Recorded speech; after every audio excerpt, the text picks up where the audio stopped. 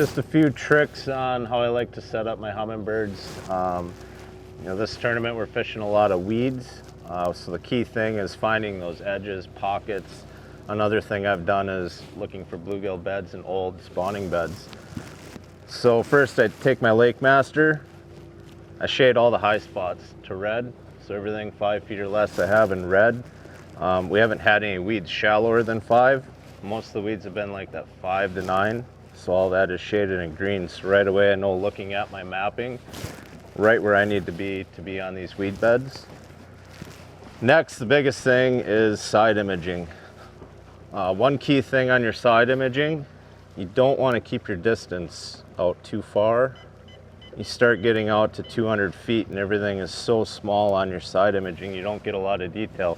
That's great if you're looking for a rock pile or something out in the middle of nowhere and you don't know quite where it is. Then I might run it out to 250 feet till I see it, mark it, and then I can go back over that rock pile.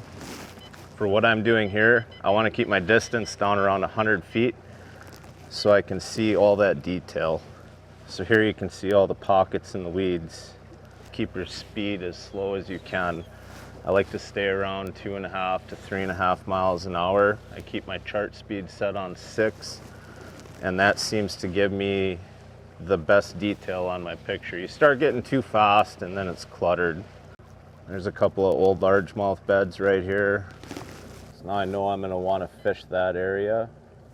I actually slide my cursor right over the beds, press mark, waypoint.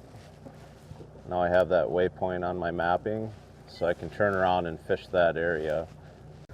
Just a quick run over on my down imaging also, which comes in handy in weed beds like this. We'll start out with the sensitivity.